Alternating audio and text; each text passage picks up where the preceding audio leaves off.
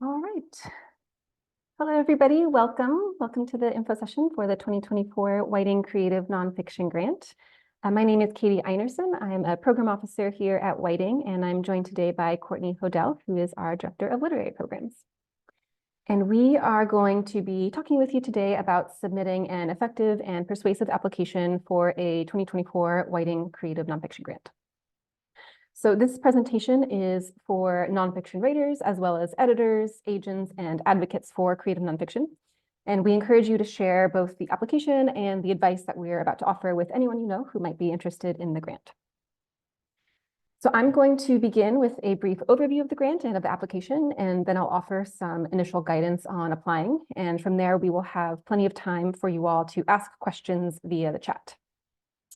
The chat is set up so that you can message us over here at Whiting, but you can't message other attendees of this webinar. So this means other attendees won't be able to see your questions. So please don't be shy about asking anything that you would like clarity on. I'm not going to be looking at the chat until after my brief presentation, so please don't feel ignored. After the presentation, we will take all the questions that are dropped in the chat in turn. And once we turn to the Q&A, if it does seem like we've missed your question, do feel free to drop it in the chat again, and we will do our best to get to everybody. I'll also say we're not going to be using the raised hands feature in this webinar. All questions should go in the chat, and again, we'll take them in turn. All right, I'm going to go ahead and link to the application in the chat here, so you can have it open and follow along if you don't have it open already. And here we go. So the Whiting Creative Nonfiction Grant supports multi-year book projects that require deep and focused research, thinking, and writing. We welcome applications for a wide range of nonfiction genres, including history, cultural or political reportage, biography, memoir, science, philosophy, criticism, food or travel writing, graphic nonfiction, and personal essays, among other categories. That's not an exhaustive list. However, there are a few genres that are not eligible. Those include self-help books, historical fiction, textbooks, and books that are primarily for a scholarly audience, and books for young readers. This grant is very specifically for works in progress. The funding is meant to arrive at a really crucial point mid-process after significant work has already been accomplished, but when an extra infusion of resources and support can still make a really big difference in the shape of the work. So the grant, it's meant to recognize really excellent nonfiction works in progress in the middle to late middle stage.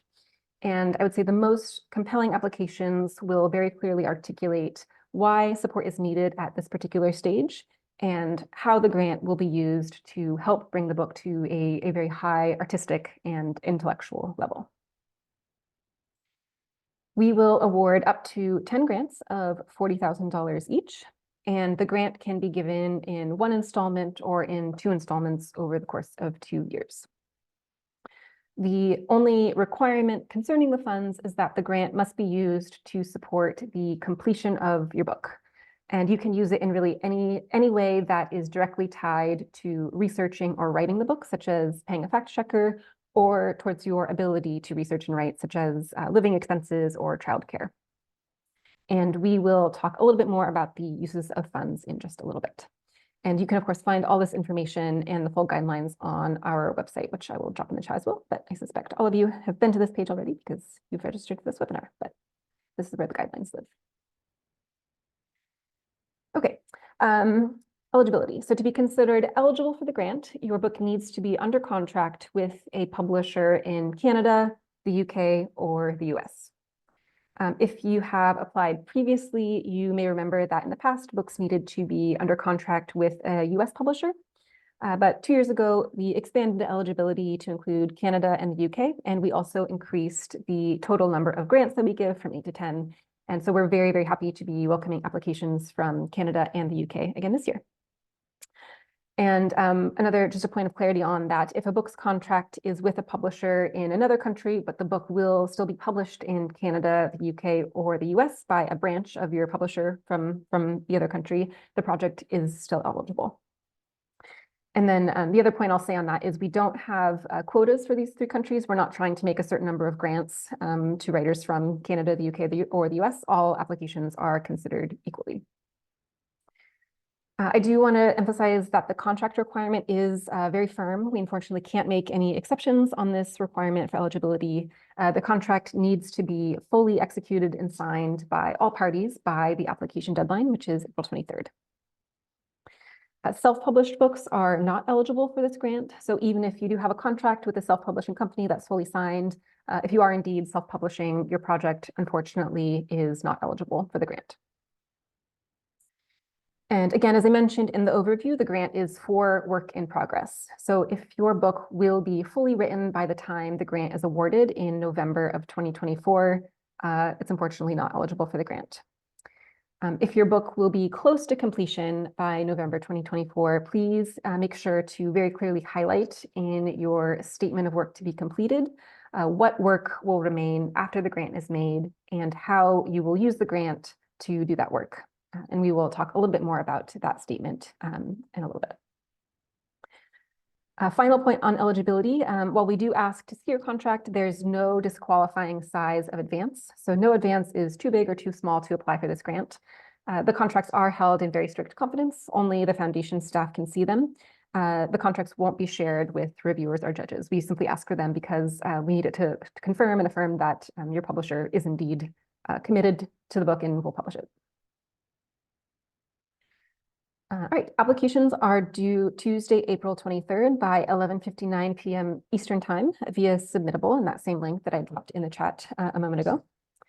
And the most heavily weighted aspects of your application are your sample chapters, your statement of work to be completed, and your plan for use of funds.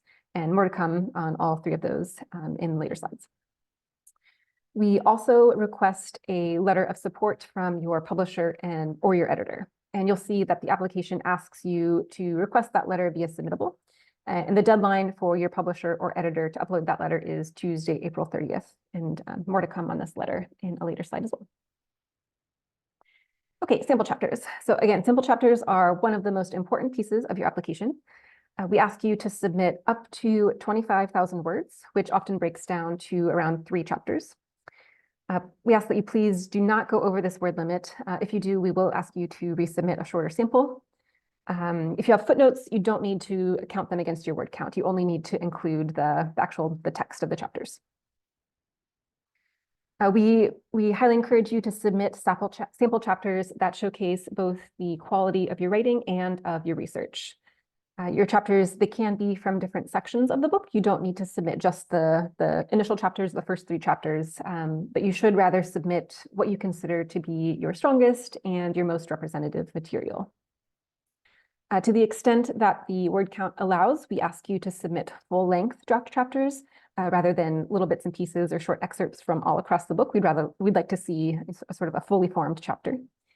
And I would say the best writing samples are comprehensive, they're beautifully written, and they really make clear some central project or an essential aspect of your book.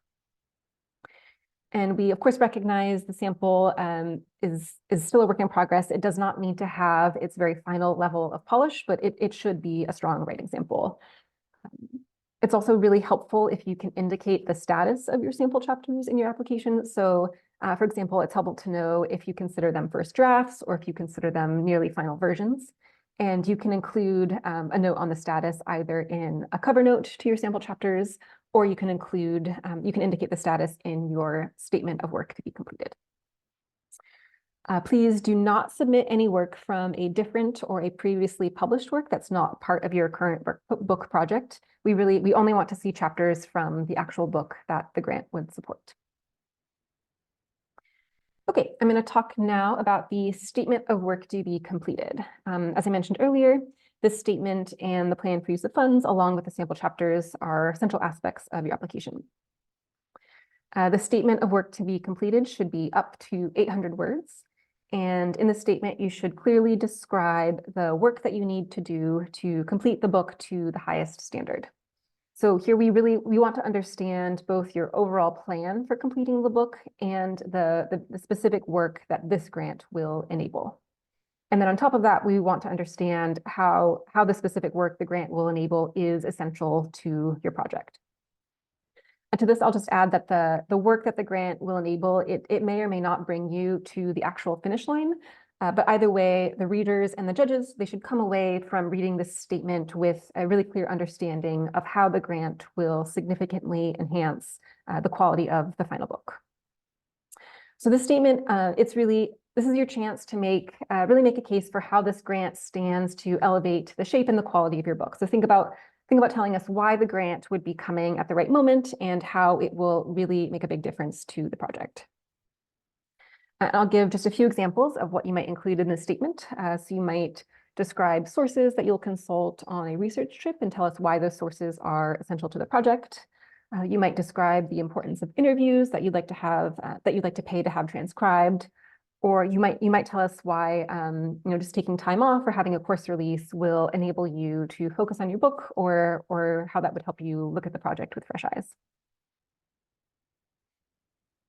Please don't be afraid to use this statement to address challenges that the grant can help resolve. We would like to have a really clear understanding of your situation, including any roadblocks that you're facing. You won't at all be penalized for identifying hurdles or challenges in the statement. And last thing I'll say about this statement of work to be completed, if your book will be close to completion by November of 2024, this is when the grant will be made, it is especially important that you highlight the research or the writing work that will remain after the grant is made and how you will use the funds to do the work. Projects that will be fully written by November 2024, unfortunately, are not eligible. Again, this is a work in progress grant. So if the project is fully written, it's not eligible. Although that said, the grant can be used to support an intensive revision process after a full draft has been submitted to your editor. And if that's the position that you're in, if you will have delivered, or if you will be on the verge of delivering a full draft to your editor in November of 2024, you may well be edging out of eligibility in that case. And if so, you'll need to make a really, really compelling case for how the grant funds will be used. So if you anticipate needing to make really major revisions after turning in your draft, please tell us about that in the statement, make that very clear. And you might also think about having your editor address that in their letter of support as well. All right, on now to the plan for use of funds. So this plan should be up to 300 words. And here you should outline the specific costs associated with writing your book that the $40,000 grant would cover. And you should also indicate when you expect to incur each cost. You can send this plan in narrative form or in chart form, or you can do a combination of narrative and chart. And here you can propose using the funds in any way that will help you research or write the book.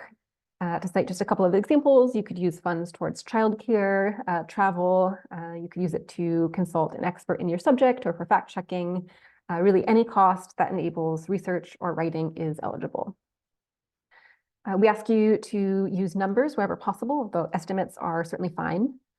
And if you plan on using the grant for cost of living, we know it can be very challenging to estimate those costs. If you're planning to use the grant to buy time and write, those are the costs you would be asking for. And our best advice here is to just be as realistic as possible. Don't feel that you need to justify your living expenses, but do please make clear how having funds to pay for your living expenses will help you write the book. There are a few uses of funds that we do not consider eligible, and those include post-publication costs such as publicity, production costs such as indexing, costs associated with legal reviews, permissions, retroactive costs, so costs that will have already been incurred when the grant is made in November 2024. So you can't, for example, you can't use the grant to reimburse costs for a research trip that you took prior to receiving the grant. And then finally, costs associated with supplemental photos, charts, or maps are also ineligible. The one exception to that is for graphic nonfiction projects. Graphic nonfiction is a very much an eligible form. We love to get graphic nonfiction applications. And for those projects where images are really integral to the structure or to the narrative of the book, costs associated with images in that case are considered eligible. The letter of support. So this letter of support should come from your publisher or your editor, and it is due no later than April 30th, which is 1 week after the application deadline. This letter is important because it really affirms for us that your publisher is behind your book.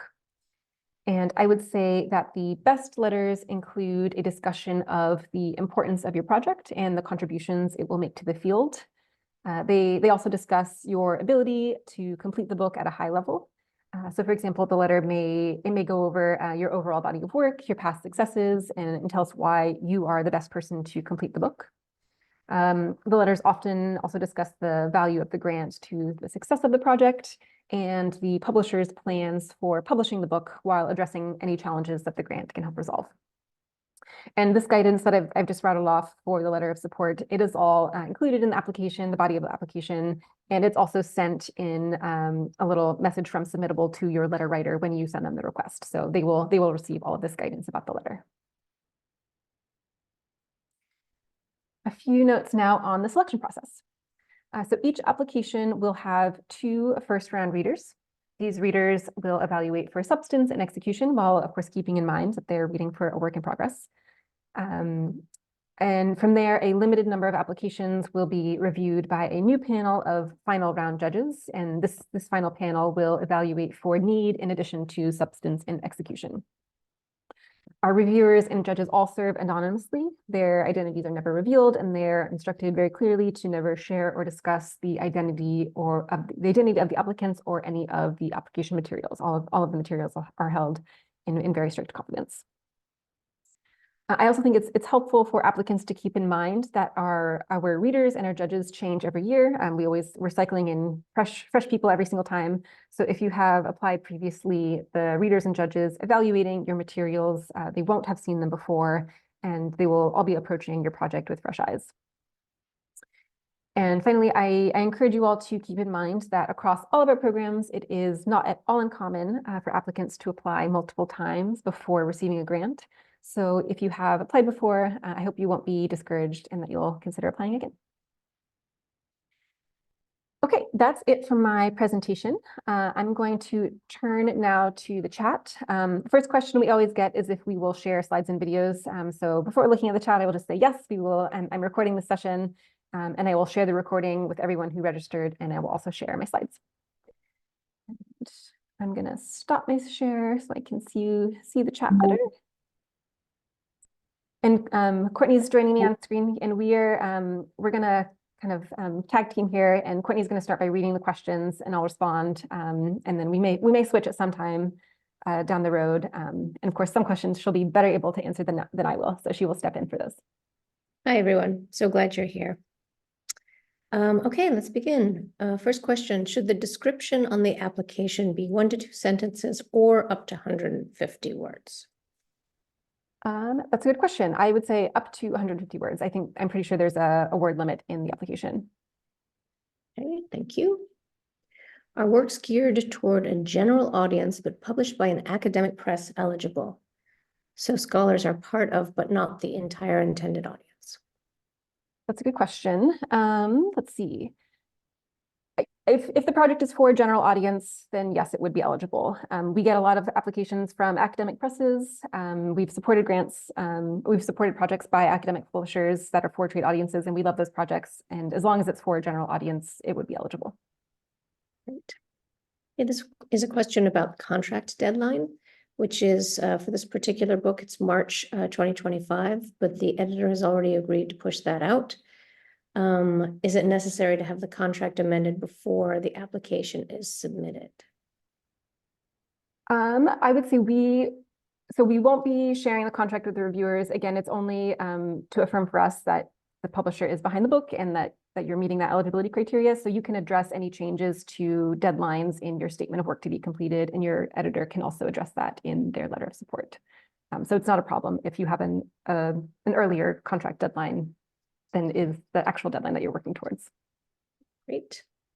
What is the best way to calculate how much to budget for the time spent writing and researching?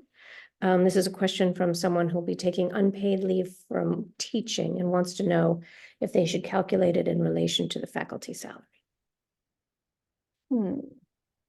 I would say I would use your faculty salary rate as part of like if you're using the grant for course release, I would make clear what the course release costs and budget that into your plan for use of funds. Does that answer the question?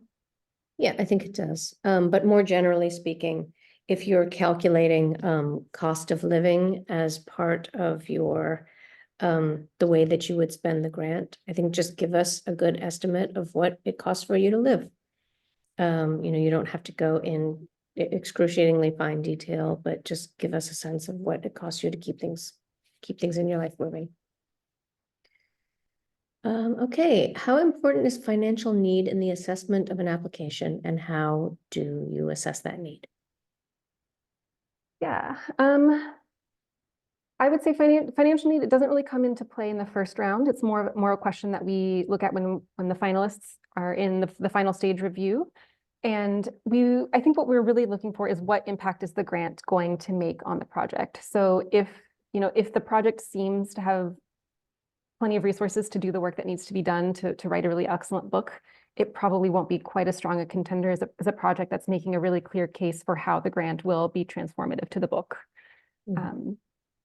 So we're not looking at an individual writer's financial circumstances, but really the sort of picture of the like what the project needs. Right. Does that sound right to you, Courtney? It does sound right. I want to make clear that we don't penalize people who've gotten a larger advance. We understand that oftentimes you're having your advance paid out in relatively small chunks. It won't be counted against you. So please do go ahead and complete your application. Give yourself that chance. Okay, here's one. Does the size of the publisher matter? No, it does not. We love getting applications from small indie publishers, and of course, we made grants to small indie publishers and to the big five. So no, that's not a criteria. Thank you. When asked to list pending resources, does pending mean received but not paid out, or pending application decision? I think this is the question about, there's a question in the application about what other support you've received. So we would just like to know if what support you have actually been confirmed to receive or have been paid for the project, or if you've applied for other projects. We'd like to know that as well, just because we like to keep an eye on, the review process is long, so we just kind of like to keep an eye on if you've applied for something, and if it comes in later, we like to be aware of that. So that's why we asked that question. And we also just like to learn about the kinds of support that are out there. That's good news. We like to see that other people making grants and supporting writers. How will a short sample be weighted? Okay, so we've got a number of questions about this. This is about the size of the writing sample, and if applicants will be penalized, or if the application will not be as competitive if they don't use the full 25,000 words. Yeah, I would say the most competitive applications tend to have pretty close to that, to the 25,000 words. If you're at a stage where you don't have 3-ish chapters that feel strong, you're probably at an earlier stage than the most competitive applications for this grant. I would say I wouldn't let that prevent you from applying. I would still put yourself forward. And we do, not every grant is made at the exact same stage in the writing cycle.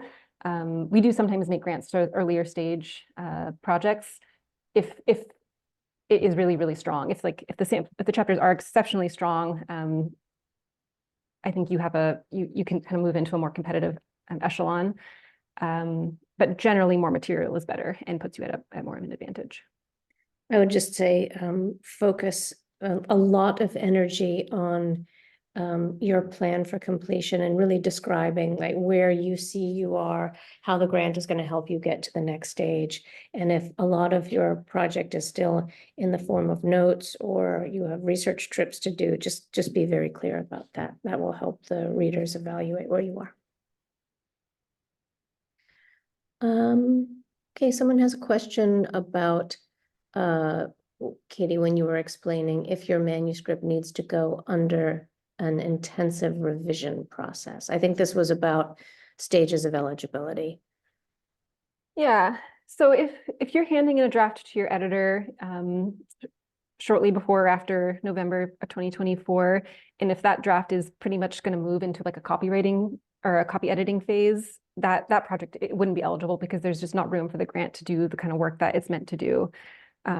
If your process is such that you're turning in a pretty rough draft and your editor is coming back with some very sort of like major structural notes that will require you to really go back and like rethink things, deepen your research, rewrite in a sort of major way, that process of going back and fleshing out, deepening, revising is work that the grant is meant to help with. So that's a stage of the process that we would support. Thank you. Okay, is it always 40,000 US dollars that are given, or are smaller grants possible? This is someone who's wondering if they actually need to spend as much as $40,000. It is, all of the grants are $40,000. So if you're not in a position to make a good case for how the full grant would be sent, you probably aren't going to be very competitive for the grant. Thank you. When you say legal reviews are ineligible, does that refer only to the legal review of the final text? Would research that involves legal counsel, i.e. A FOIA request or litigating FOIA denials, be eligible? So I thought a little bit about this, and I think they are eligible. Okay, thank you. Just to explain a little further why we don't cover the legal costs at the end of a manuscript. We consider that part of the production cost, not the costs of actually making the work. So for the other questions about whether legal costs are covered, see if that applies to your situation, or we'll address the other questions as they come up, but I've noticed a number of them. Okay, in the case of a biography where images, photographs are referenced in the narrative, should they be included in, say, in PDF form with the text as support material? Yeah, I think that would be great. If you have images that complement the text, I think the reviewers would love to have those as part of their review process. I think we mentioned that permissions for photographs are not an eligible use of funds, but you can certainly include photographs that you have permission to use in your sample materials. Is travel to present draft sections and gain feedback at other institutions or conferences, or to participate in a related workshop, considered a legitimate expense? Correct me if I'm wrong, Courtney, but I think yes, if that is an essential part of your process, that would be an eligible expense. And I think you would just need to make a case for why that type of work, that type of travel, and that type of sort of like feedback generating process is essential to you, to help the reviewers understand why that's the best use of funds. Yep, that sounds good to me. Okay. This is another one of the legal review questions, and since it's so specific, I am going to go ahead and read the whole thing. This is for someone who's writing a book about complex areas of banking and civil liberties law, including interpreting existing case law. This person has interviewed attorneys as part of the process, but also wants to bring in a specialist attorney to review sections of the book prior to publication. So it's not legal review for the whole manuscript. It's more, testing the validity of the ideas, I would say, and the argument. So would it be a covered expense? I think yes. If this person is being brought in as a subject expert to give feedback on in the way that a fact checker would be sort of assessing facts of the book, it sounds like that would be eligible. Numerous other questions about the size of the sample and asking us to be more specific about sorry, a little bit of commotion on the street. What's the minimum that is, a considerable chunk for the reviewers to look at? And I don't think we can say a minimum. It's really up to you to feel really solid about the material that you're sharing. I think it's always worth putting your work forward and making a case for it. If you're still at work the next year, we welcome people to apply as many times as you like, while you're still working on the book. Your project will be seen by a completely different set of reviewers and judges every year. But, you know, I would say just put forward the material that you feel makes a really strong case for the project overall, and be very clear about the path that you're going to take to get to the next stage. Someone is asking if we have any particular advice for collaborations. Collaborative projects are eligible. We've, I think, made just one grant in the past to a team of writers working on a book. And I don't think there's any really special consideration. I think we would still want the same level of clarity in the statement of work to be completed. We would, you know, the sample chapters will be evaluated in the same way. The budget would be evaluated in the same way. I think you would just need to upload 2 bios, and there might be limited space for 2 bios and for 2 resumes. And I think you could just put both bios in a PDF and sort of like merge the files and include them both that way in the upload resume field. But I don't think there's really anything else that would set that type of application process apart. I don't think so. Is it possible to submit sample chapters that have been previously published but are part of the new project? Yeah, we definitely see projects that come out of articles or, you know, long essays turn into book projects. So if the sample chapter is part of the new book, you can include it as part of your sample chapter. We don't want to see pieces that you have published that are maybe on the same subject but won't be in the book. We want to see material that will actually be in the book. Can you offer any examples of successful applicants that Whiting is able to share? Yeah, I would go to our website, and we have a page for every grant that we've made for this program. And I think that's a great way to sort of get a sense for the range of projects that we're interested in. What, if any, feedback is offered to unsuccessful applicants?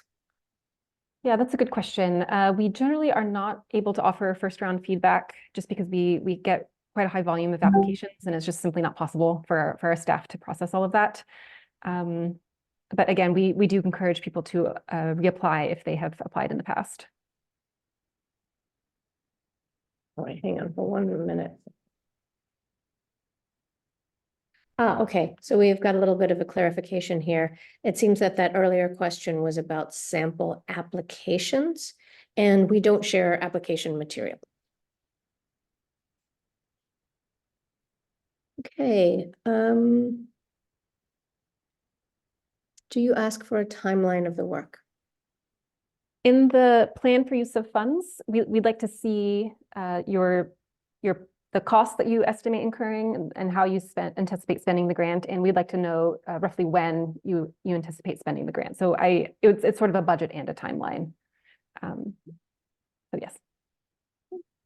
Can you clarify the length of the grant?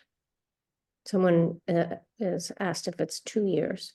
Yeah, so we can either give the full $40,000 in one installment, or a lot of people like to break it up just for tax purposes. It lessens the tax burden, or it may lessen the tax burden. You should definitely consult a tax professional, but we could split it up over 2 years. So a $20,000 grant 1 year and a $20,000 grant the second year. Does the evaluation of the work as being middle stage begin now at submission point, or in November when the grants are made? We'll be looking at the materials that you include in your application. So we'll be the application materials should be middle to late stage. We won't have a way of really checking back in with you in November as part of the review process. Is a developmental editor an eligible cost? I'm gonna turn that one to you, Courtney. I think yes, but I think you would know better. Yeah, I think it's eligible. Just to be, do your research about how much the editor's fees will be, and just be specific about that in your description of your budget. Here's another question about length. submitting 3 chapters, 25,000 words. What if the chapters are very short on purpose? I would say then just submit as many chapters as add up to 25,000 words. Are submissions blind? No, we ask for your CV and your short bio as part of the application, and those materials are shared with the reviewers.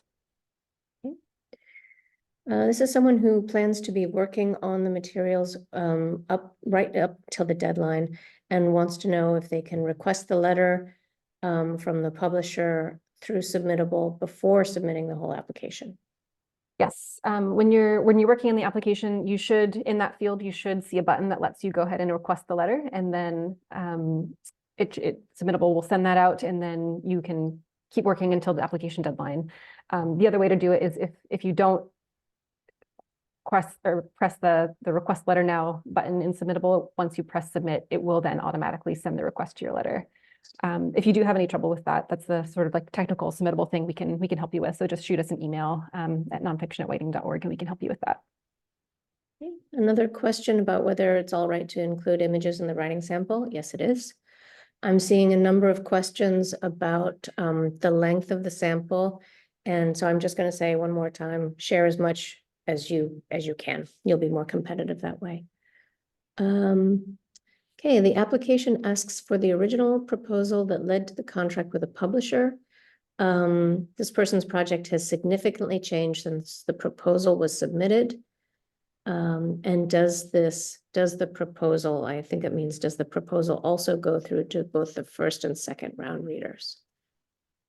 Yes, we do share the proposal with both review stages, and we do make very, very clear when we're sending guidance on reading for this grant that we ask for the proposal really as just background and context. So the evaluation of the quality of the work and of your plan, that will all be based on your sample chapters, on your plan for use of funds and your statement of work to be completed. The proposal is really just to help the reviewers kind of assess changes in direction and sort of get a sense of the context of how the project started and how it's going, but they won't be basing their evaluation on the proposal. Okay. This writer's deadline is December 31st. Would the deadline need to be extended in order for the project to be considered for the grant? No, we don't have a sort of cutoff date by which that we don't have a cutoff date for when you're turning in your draft as relates to the application, other than it has to be after November 2024. That is close, and so I think you would fall into the category of applicant that needs to make a really strong case for how the grant will be used. And if you anticipate using the grant for the revision process, that's something I would definitely include in your materials. Okay. It's a question about a publisher contract deadline has passed, but the publisher is still supporting the project and has informally extended the deadline. Again, this is a situation you should clarify and explain in your statement of work to be completed, and that your publisher or editor should address in their letter. Okay, this book is going to be at its midway point in November, but it is a very early stage at the moment. Is it eligible this year? Applying the next year will come right on the threshold of the deadline. I would say go ahead and apply. You have nothing to lose by putting yourself forward, and I would just make the best case that you can for this cycle. And deadlines always change. You may well still be working on the grant next year, in which case you could apply again. And I know sometimes we catch people at a funny moment where they're not sort of in the right moment for our particular cycle, which is unfortunate, but it's just the way that calendar lines up for us. This is another calendar question about someone whose first draft is due to the publisher in mid-June, but the writer plans on continuing to do extensive research, rewriting, and revision until February next year. I would say you're still eligible. You're still hard at work. Okay. Is it a weak application if it largely proposes to use funds to cover teaching requirements at university? Let's see. To be safe, should we assume that a teaching cover would be paid what we would be paid? So this is a question about teaching buyouts. Yeah, it's an very eligible use of funds to use the grant for a course release or a teaching buyout. That's not a weak use of funds. We anticipate that we understand that time is really often the most needed resource to write a book. And so using the grant to buy yourself time is completely eligible, and we don't bat an eye at that use of funds. And is there another part of the question that I'm missing? No, that's fine. Question about resumes. Should they be comprehensive, including all work, or should they be more geared toward writing? I would say geared towards your writing experience. If you have professional experience that relates to the subject matter that you're writing about, I would include that, but otherwise geared towards writing. What are the reporting requirements for the grant? We do ask for a very brief final report. I send a little Google survey about 6 months after the book is published, and we just ask for a brief account of how the grant was spent and for your feedback feedback on your experience as a grantee, and just sort of general thoughts on how we might continue to improve the program. So it's a pretty light reporting requirement. This is someone who's moving on from a faculty appointment into non-academic employment, but is continuing to work on a history. How does such a person utilize this grant? How would they go about administering it? They'll likely maintain an adjunct appointment. Would this be an appropriate site for the grant's administration? I can cut in here. Thank We you. make the This is grants Daniel direct- Reed, our ED. Hello, this is a technical question that may be in my bailiwick. We'll make the grants directly to the grantees, so not through your institution, but to you directly. So you'll be administering it yourself, although the administrative burden is quite light, as Katie just described. Thank you, voice of God. Let's see. Will the slides are recording from today be available for review later? Yes. Okay. This is a person who's under contract for a book with a short word count, 40,000. And should this be included in the statement? Yes, I would. If your book is intentionally brief or a short book, you might just mention that as you're sort of helping us understand the nature of the project in your statement. Yeah. Another question about graphics, photos, and maps. If they're permitted, yes, they are. If you want to use them to support your argument for a grant, but don't stint on the word count. Do you require an expense report? Will the actual expenses get checked against those listed in the application?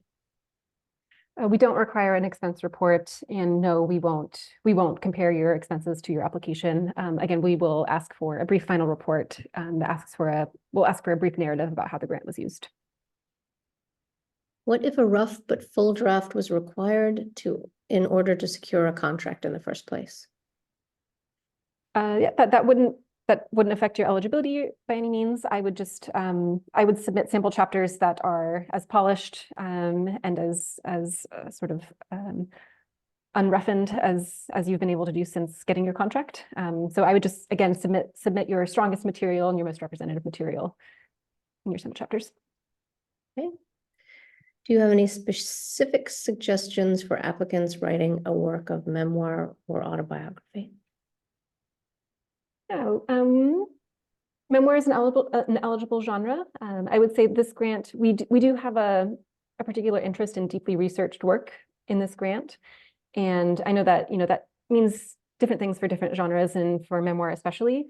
But I think the most successful memoirs in terms of this particular grant making process are ones that sort of use a personal experience to help us understand the larger world. So I would just think about how the memoir that you're writing shares a personal experience, but opens the world up at the same time. That's the sort of memoir that we're most excited about. Well said. Is a research assistant that will free a writer up to write a legitimate expense? Yes. there are bagpipes outside. I hope you enjoy the impromptu concert. I'm not going to mute myself because the questions are important. Okay, for books specifically about art, are permissions for images not an allowable use of grant funds? Unfortunately, no. Permissions, yeah, just any permission is not an eligible use of funds for this grant. The grant should be used for research or writing. There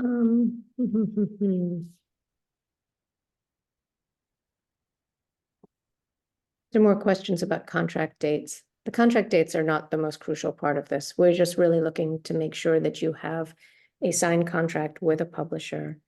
If you've already gone past the contract date, I would just ask your editor to make a reference to that in the letter. If you're really quite far beyond the due date. Does that sound right, Katie? Yeah, and again, it's the quality of the argument that you're making in your statement of work to be completed that will make a difference. Is it advisable to include short descriptions or titles of intervening chapters in the sample so that readers don't get lost between unconnected pieces? Or should that be covered in the statement of work to be completed? Correct me, Courtney, if this doesn't sound right to you, but I think a brief cover letter to your sample chapters that orients the reader or explains any jumps in sort of time or narrative, anything that will sort of help the readers jump in and understand the chapters would be helpful, and it is welcome. Yeah, and you can do it any number of ways. It can be quite simple, just a line in italic saying, we're moving from this time period to the next time period. And, I'm skipping over 3 chapters to get to this next point. That's fine. Everyone who's reading this material, which is held in total confidence, is very used to looking at work in progress. So they'll understand where you are. You won't be judged. Will you notify people if they do not make it into round 2? That's not part of our process. All applicants will be notified by mid to late October, and we'll make the announcement in December. So we will notify everybody before the announcement is made, whether or not they've been awarded a grant. Do the grant funds need to be deposited into a US, Canadian, or UK bank account, or can they be deposited into bank accounts in other parts of the world? Daniel, correct me if I'm wrong, but no, it can be in any bank account. Is that right? That's right. That's correct. Is an application still competitive if the publisher hasn't offered an advance? Yes, I think as long as you're not self-publishing, the application will be judged on the merits of the sample chapters and the statements of work to be completed in the plan for use of funds. If chapters are all around 10,000 words, are 2.5 chapters better than 2 chapters? So that is to say, to get up to 25,000 words versus just 20,000 words. I would say 2.5 chapters. I think in the spirit of generally more material is better. I would go for the 2.5 chapters if of all that material feels strong.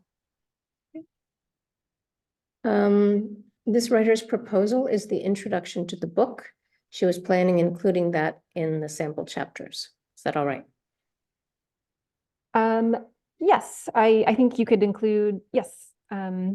We do ask you, in the proposal, we ask you to remove sample chapters only because we don't want to sort of confuse the reviewers, and we want to be sure that we're focusing their attention on your sample chapters, which are, we understand those will be more up to date and more just further along than any sample chapters that were included in the proposal. So do include any sort of old sample material, or take out any old sample material from your proposal, and it's fine to include the introduction as part of your sample chapters.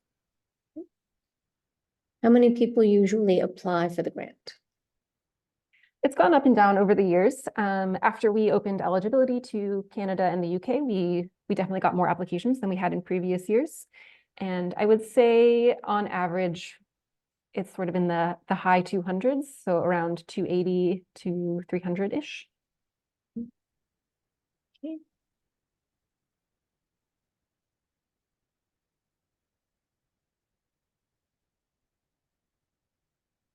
Okay, this is a question about application materials. If they're at an early draft stage, is it a detriment to include them? This is someone who. Okay, yeah, you just have to include them in the best possible state they'll be in by the April 23rd deadline. Okay. So another question about the original proposal. This one includes large writing samples from the book. Should the writer leave those out, given that they will overlap with the application? Yes, please do leave them out. And the reasoning for your question is the exact reason why we ask you to leave them out. We don't want to give the reviewers too much repetitive material, and we want them to focus on your writing sample. And that instruction is included in the body of the application itself. So in case you forget, you'll be reminded when you're filling out the application. What are the rules vis-a-vis judges who recognize applicants as peers, colleagues, or friends? Yeah, that's a good question. We have a conflict of interest policy. When we're making assignments, we ask reviewers to let us know if they have a personal relationship or a working relationship with anyone that they've been assigned, and if so, we reassign them. And if a judge in the final round has a conflict of interest with any of the finalists, we simply ask them to recuse themselves from that application. Is it less competitive to use the grant for the revision process if the revision will require additional reporting? I.e., one significant character needs to be replaced and several chapters heavily revised.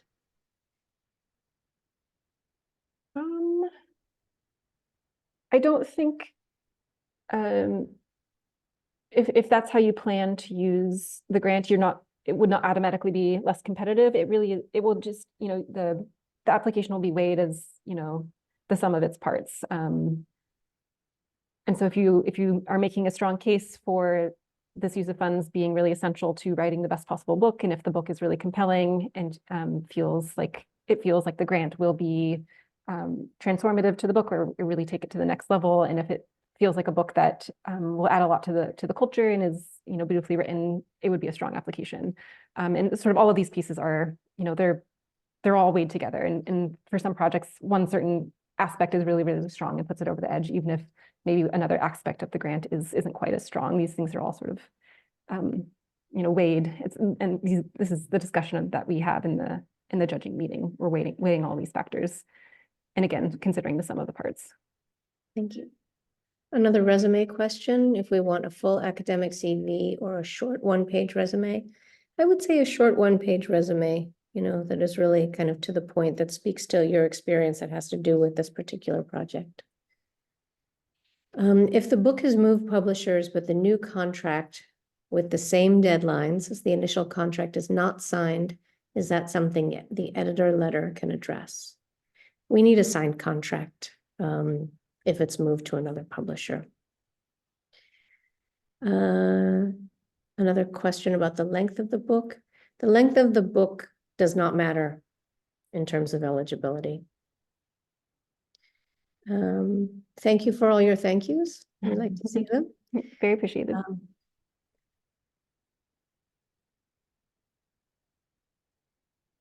Okay, I'm not quite sure I understand this question.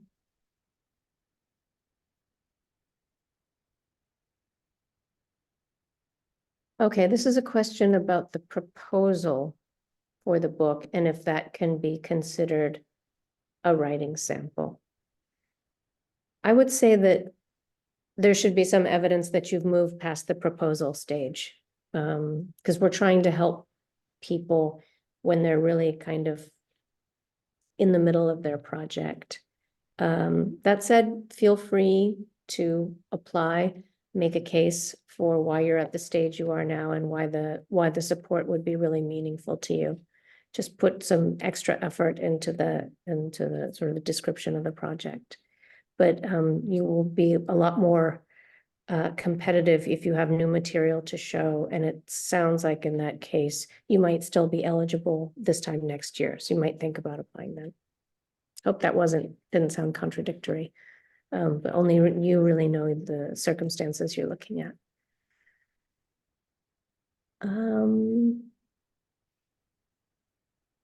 Okay.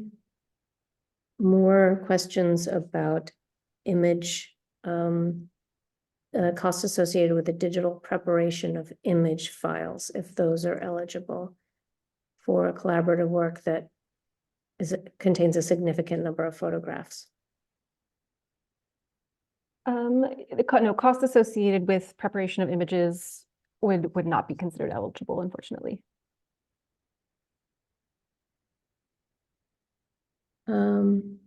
Are experimental structures like branching plots eligible? And do we have any specific advice for applicants with experimental forms? Yes, experimental projects, experimental nonfiction is eligible. As far as its specific advice, I would say,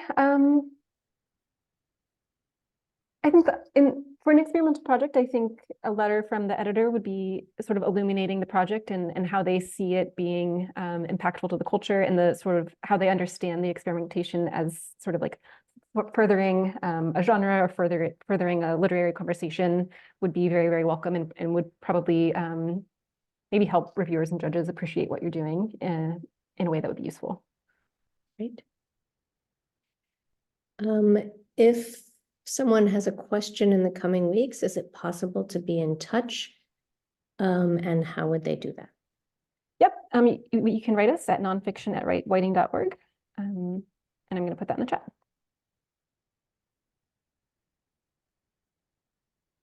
And we have come to the end of the questions. 2 minutes before the hour. Amazing. Yeah, more notes coming in, but they're all just thank yous. And we'd like to thank you for being willing to share your work with us. We're really excited to see it. We wish you the best of luck in putting your applications together, and they'll be read with real care. And we wish you the best of luck with all of your projects. Thanks, everybody.